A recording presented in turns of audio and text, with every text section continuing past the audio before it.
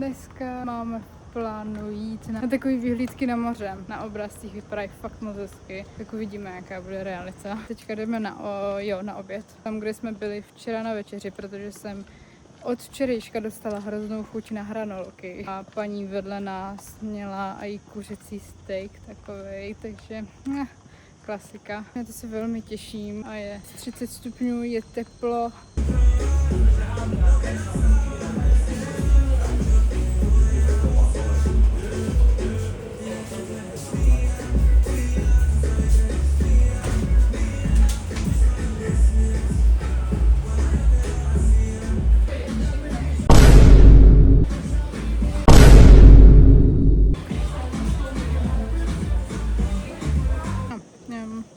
Nastala trošku změna plánu, jak si nejsme na útesech, jsme v nějaká Medina, nějaký chrám, zámko, kostel, nevím. No věc se má tak, že my jsme milem nasedli na špatný bus a zjistili jsme to, až když jsme jeli kolem tady toho. Tak jsme si řekli, že tady vystoupíme, projdeme si to a pak půjdeme na 1 nebo na 2 tady ty útesy, protože já se dneska úplně necítím dobře, bolí mě hodně hlava. Že uvidíme, jak na tom budeme, jak to budeme všechno stíhat, jak se nám bude chtít a nebudeme prostě dělat tlaky. Takže tak.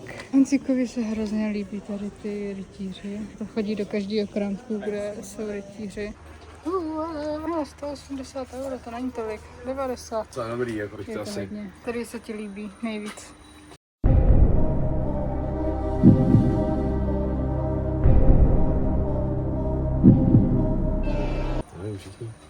No, kvůli mě jsme si museli dát asi půlhodinovou přestávku, protože jsem dostala hrozný bolesti bříška. Takže jsme jenom seděli a prošli jsme si to tady víceméně nějak celý. Jsou tady hrozně pěkné uličky, pak vám dám semka fotky nějaký, kde jsem se fotila.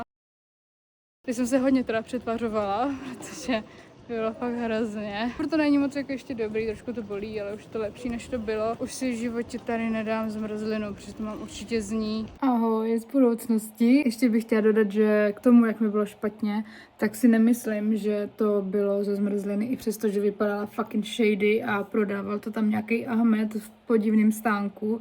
Ale myslím si, že to bylo z toho masa, protože když jsme se jakoby zpětně nad tím zamýšleli, tak mě fakt bylo po zbytek Malty jako strašně špatně, jako pořád, že jsem se budila každý večer s hroznýma bolestma břicha. Bála jsem se, že to bude blbý, no, ale nakonec to bylo celkem v pohodě. Teda klasicky jsem byla vybavená svojí lékárničkou a měla se nějaký prášky a léky a takže pak časem jsem se prostě jakoby vyléčila, ale jde o to, že to bylo podle mě z toho masa, jak jsme byli ten den v restauraci, jak jsme tam měli i ty těstoviny, tak to maso bylo fakt hnusný, jakože bylo hrozně suchý, tvrdý, nebylo vůbec dochucený, bylo divný a vždycky, když jsem si vzpomněla na to maso, tak mě z něho bylo hrozně špatně, jakoby podvědomě, jo? Že prostě, když jsem si na něho vzpomněla, nebylo to dobrý.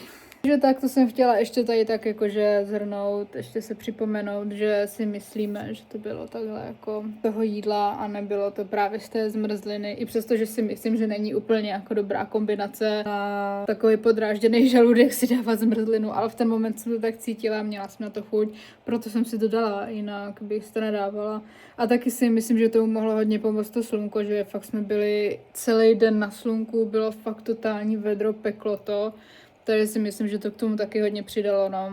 Takže tak, já tady teďka teda dostříhám tady ten vlogisek a omlouvám se, že celkově to hrozně dlouho trvá, nevím nějak, teďka byly svátky, byly Vánoce a ještě k tomu jsem si udělala trochu úraz s nohou. Takže řeším i teďka tady ten problém, takže je to takový celkem celý na prd. A tak tady doufám, že jste měli hezký klidný svátky, hezký Vánoce, šťastný nový rok, jo, všechno nejlepší zdraví do nového roku a užijte si zbytek videa. Takže teďka jdeme na jeden ten útes, tu vyhlídku na moře, protože ostatní 2 nestihneme a vzhledem k tomu, jak jsme na tom zdravotně špatně, tak asi se nebudeme dneska nějak přepínat, nebudeme to asi nějak tryhardit.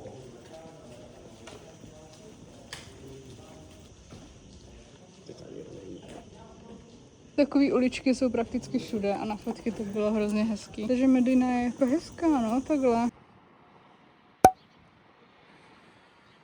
No není to krásný, tady ta vyhlídka, já si myslím, že jo.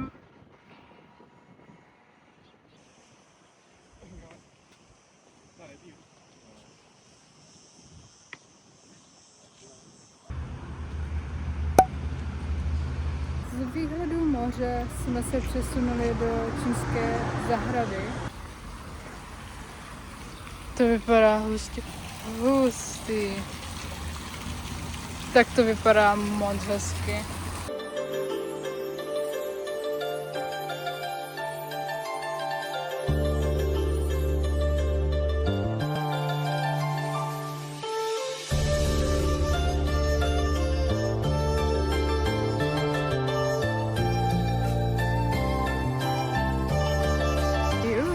Tady je nějaká rozhledna, tam se chci podívat.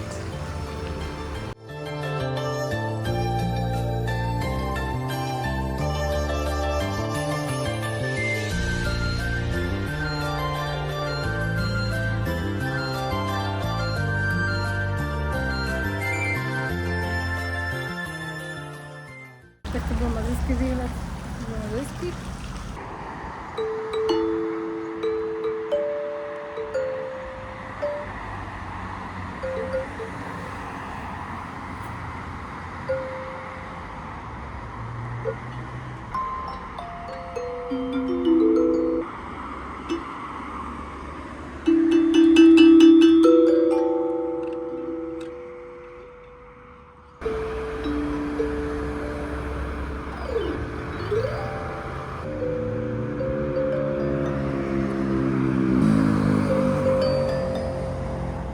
Víš, co to je? Ježišmarja, Cocomelon.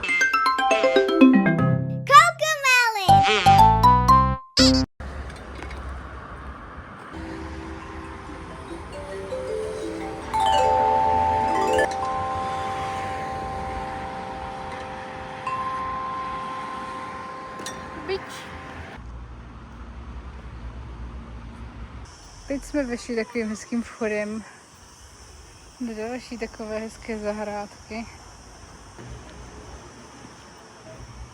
Ty. Wow, tak to je hustý. Tak jako pardon, ale neříkejte, že to je krásný. Ne, neříkejte, že to není krásný, protože to je krásný. Necítím se jak na Maltě, to je cool.